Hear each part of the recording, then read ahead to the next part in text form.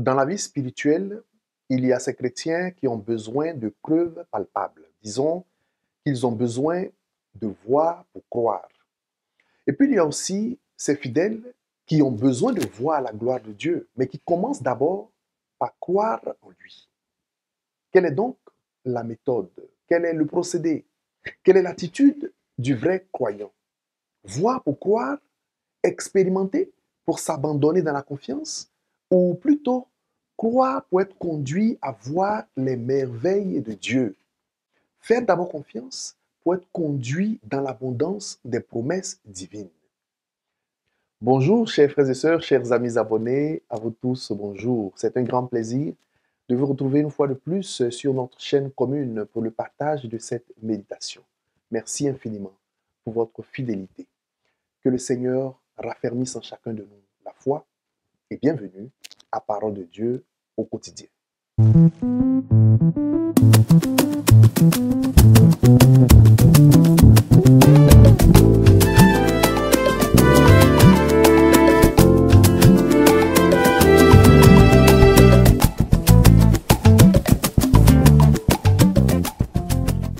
Au nom du Père et du Fils et du Saint-Esprit, Amen.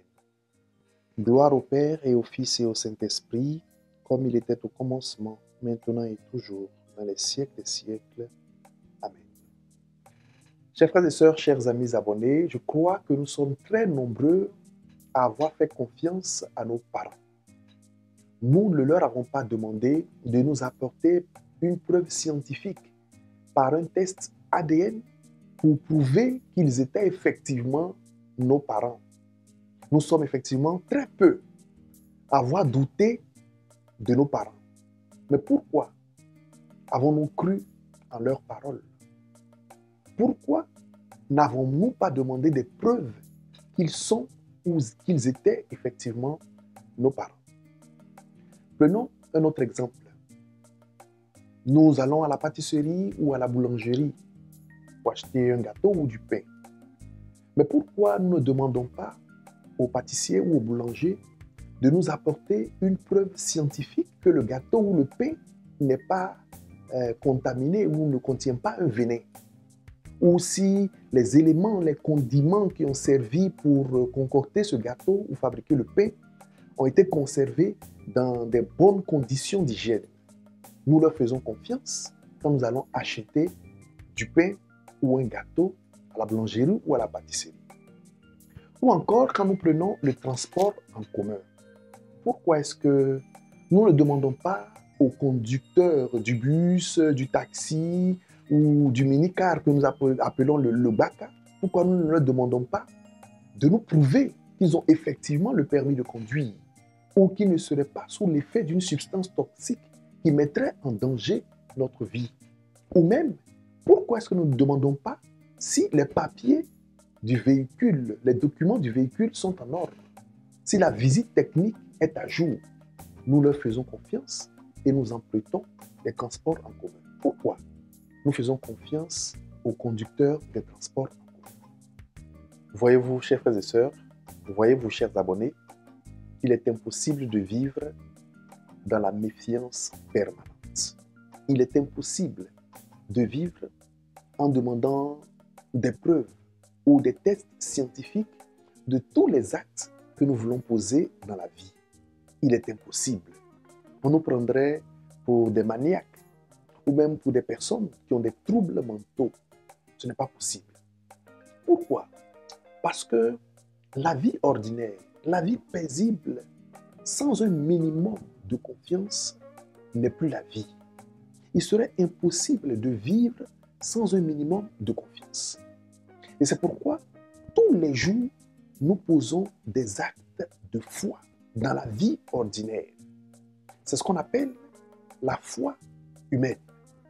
Je ne parle pas de la foi divine ou de la foi spirituelle. Je parle de la foi en l'homme, de la foi en la société, sans laquelle on ne peut pas vivre. Autrement dit, il y a une foi qu'on ne peut pas perdre, la foi humaine. Premier point de notre réflexion. Ouvrons maintenant notre Bible et prenons précisément le passage de l'évangile de Saint Jean au chapitre 20, versets 19 à 29. Mais lisons seulement à partir du verset 24. Or, l'un des 12, Thomas, appelé Didyme, c'est-à-dire jumeau, n'était pas avec eux quand Jésus était venu.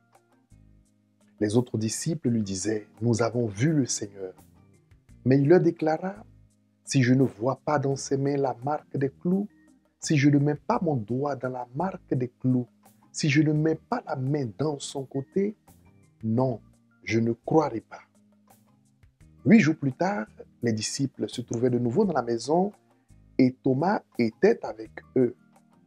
Jésus vient alors que les portes étaient verrouillées et il était là au milieu d'eux. Et il dit, « La paix soit avec vous. » Puis il dit à Thomas, « Avance ton doigt ici et vois mes mains. Avance ta main et mets-la dans mon côté. Cesse d'être incrédule, sois croyant. » Alors Thomas lui dit, « Mon Seigneur et mon Dieu. » Jésus lui dit, « Parce que tu m'as vu, tu crois. Heureux ceux qui croient sans avoir vu. » Parole du Seigneur, notre Dieu, nous rendons gloire à Dieu. Répétons par 3 fois la profession de foi de l'apôtre Thomas. Première fois, mon Seigneur et mon Dieu. Deuxième fois, mon Seigneur et mon Dieu. Troisième fois, mon Seigneur et mon Dieu. Poursuivons, chers frères et sœurs, chers amis abonnés. Avant d'en arriver à cette grande profession de foi, Thomas avait dit à ses compagnons au verset 25, « Si je ne vois pas dans ses mains la marque des clous, si je ne mets pas mon doigt dans la marque des clous, et si je ne mets pas la main dans son côté, non, je ne croirai pas. » Thomas donc pose 3 conditions. 3 conditions qui consistent en voir la marque des clous, ensuite mettre sa main dans la marque des clous et enfin mettre sa main dans le côté ouvert de Jésus. 3 conditions pour croire en la résurrection que ses amis lui annoncent. Mais ces 3 conditions se résument en 2 actes. Voir et toucher pour croire. Autrement dit, Thomas dit à ses compagnons, si je ne vérifie pas par moi-même ce que vous racontez, non, je ne croirai pas que le Christ est ressuscité. À moins que je fasse ma propre expérience. À moins que je vois de mes yeux, pour me répéter, ou à moins que je touche de mes propres sens. Non, je ne croirai pas. C'est ainsi, malheureusement, chers frères et sœurs, que beaucoup d'entre nous vivent leur foi en Dieu, vivent leur relation avec le Seigneur. Une foi conditionnée ou une foi au conditionnel. Une foi qui s'appuie sur des conditions. Si Seigneur, si Seigneur, si Seigneur. En fait, une foi scientifique sans laquelle ils ne peuvent pas croire en Dieu. Si un enfant demande à ses parents un test ADN pour vérifier qu'ils sont effectivement ses parents, vous savez ce qui va se passer?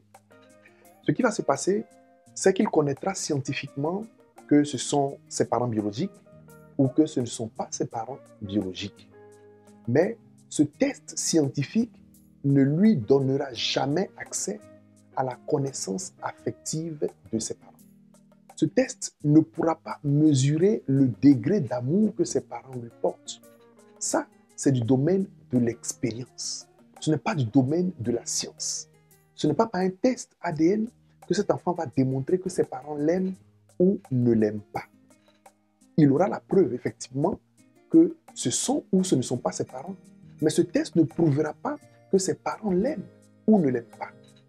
Ce qui veut dire qu'il y a une expérience de l'amour qui ne se prouve pas par la science. Il y a une expérience de l'amour qui ne se démontre pas par des conditions. La vie de père ou la vie de mère ne se prouve pas par un test ADN. L'amour d'un père ou d'une mère pour son enfant ne se prouve pas par un test ADN.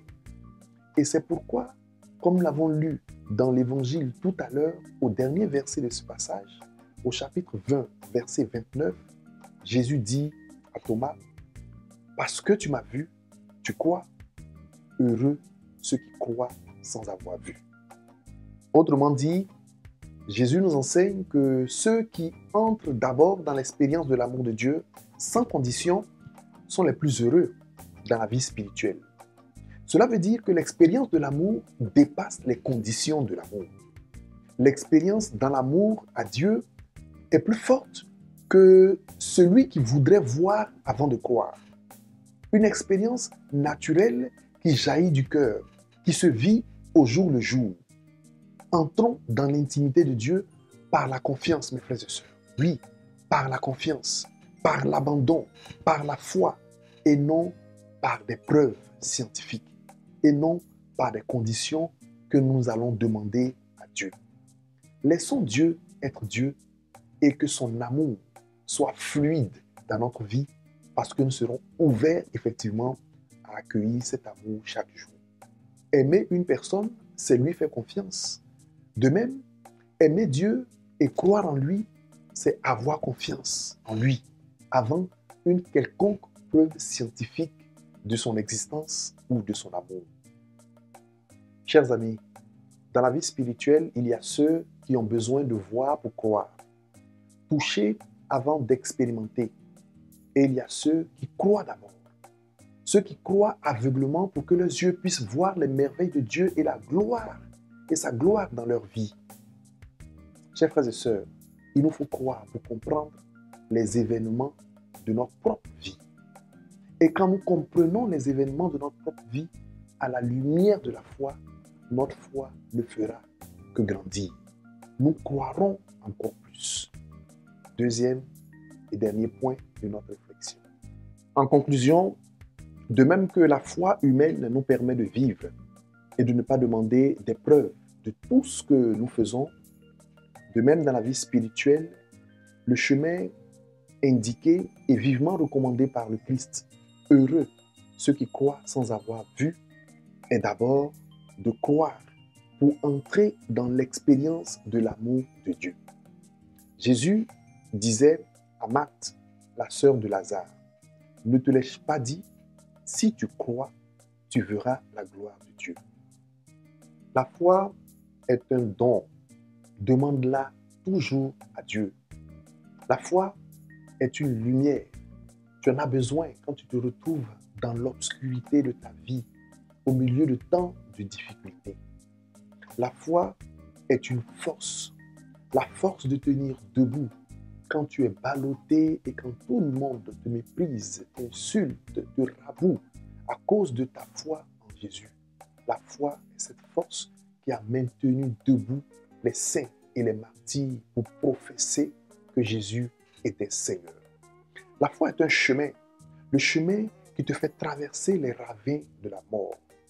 La foi est un pouvoir de salut. Mon frère, ma soeur, demande sincèrement à Dieu la grâce de la foi. Dans tes moments de doute, de peine et de souffrance, la foi est un cadeau de Dieu, un cadeau que Dieu veut te faire. La foi est une bouée de sauvetage au milieu des vents contraires, au milieu des hautes vagues, quand tu es en train de te noyer. La foi est un don de Dieu. C'est ta foi d'ailleurs, mon frère, ma soeur, qui te sauvera, comme Jésus l'a répété souvent aux malades qu'il guérissait. Ta foi t'a sauvé. Ta foi t'a sauvé. Mon frère, ma soeur, oui, la foi est un pouvoir de guérison, un pouvoir de restauration et un pouvoir de salut. C'est pourquoi aujourd'hui, Seigneur, humblement, nous te demandons, augmente en nous la foi.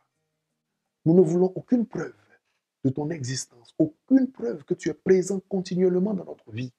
Augmente seulement en nous la foi et que ta sainte volonté soit faite au ciel, sur terre et dans notre vie, maintenant et pour les siècles des siècles. Amen. Notre Père qui es aux cieux, que ton nom soit sanctifié, que ton règne vienne, que ta volonté soit faite sur la terre comme au ciel. Donne-nous aujourd'hui notre pain de ce jour. Pardonne-nous nos offenses, comme nous pardonnons aussi à ceux qui nous ont offensés. Et ne nous laisse pas entrer en tentation, mais délivre-nous du mal. Amen. Car c'est à toi qu'appartiennent le règne, la puissance et la gloire pour les siècles des siècles. Amen. Le Seigneur soit avec vous et que Dieu Tout-Puissant vous bénisse, le Père, le Fils et le Saint-Esprit. Amen. Merci, chers amis, d'avoir suivi ce partage, cette réflexion. Que Dieu vous bénisse tous, qu'il garde dans son amour et dans sa paix. Prenez soin de vous, portez-vous bien. Au revoir.